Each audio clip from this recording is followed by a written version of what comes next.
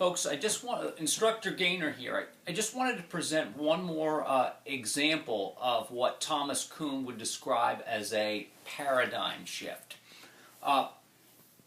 In the ancient world, and all the way up through the times of Bill Shakespeare and so forth, what was called the humoral theory of illness and wellness was widely accepted. What the humoral theory assumed was that the human body was predominantly composed of 4 basic fluids, and that when these fluids were in proper balance or harmony with one another, we had health within the biological system. When these things were out of balance, when we had too much of one, too little of another, the assertion was that this imbalance of humors is what was causing the illness. And various cures that were concocted were made in accordance with the humoral account.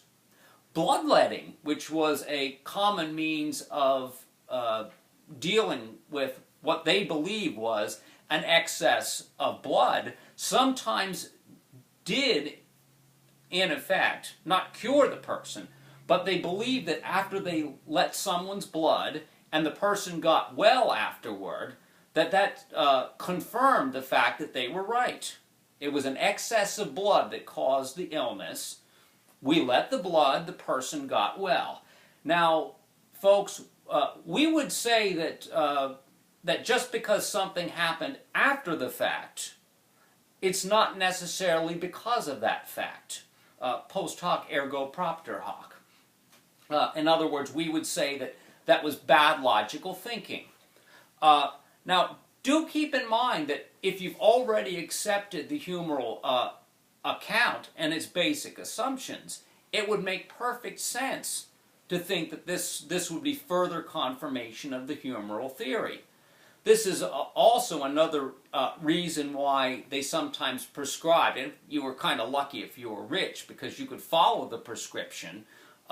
If one of the humors was caused by too much coldness, because they were also associated with qualities of coldness, wetness, dryness, and so forth, they say, well, the coldness is what's affecting your fluid dynamics. Better send you to the French Riviera.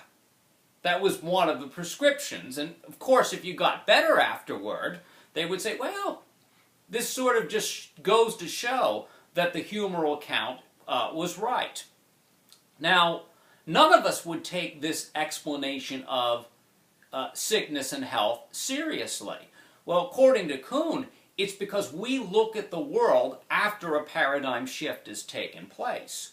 We accept the germ theory. And incidentally, the coming to be of the germ theory was not an easy process either. According to Kuhn, it went through a series of a great number of anomalies that the humoral theory didn't address very well. There were also technologies that helped to bring this change of paradigm into effect too. We're fairly lucky because we have telescopes and we can actually see what we would call microorganisms.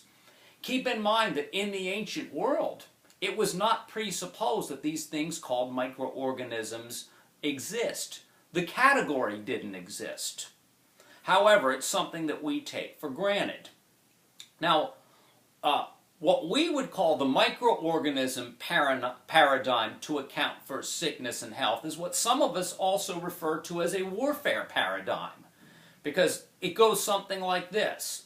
The person gets sick because a foreign body enters into the body and begins attacking it.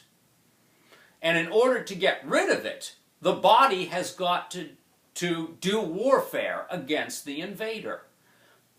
This is a very different conceptual framework from the humoral one, which was centered around the idea of a balance of fluids within the body and the notion of harmony.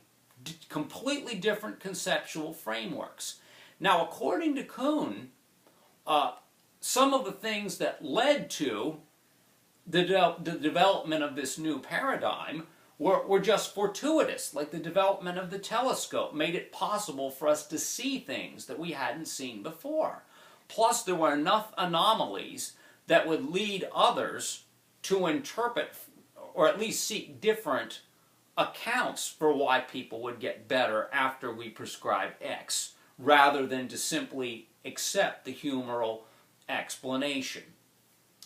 Now, more on this a little bit later, but one of the major reasons why Kuhn would say that a paradigm gets accepted over another is that the majority of practitioners in a scientific field of discourse get convinced of the efficacy or accuracy of the new paradigm, partly because the new paradigm is able to solve puzzles, that is, account for these anomalies, better than the old one did.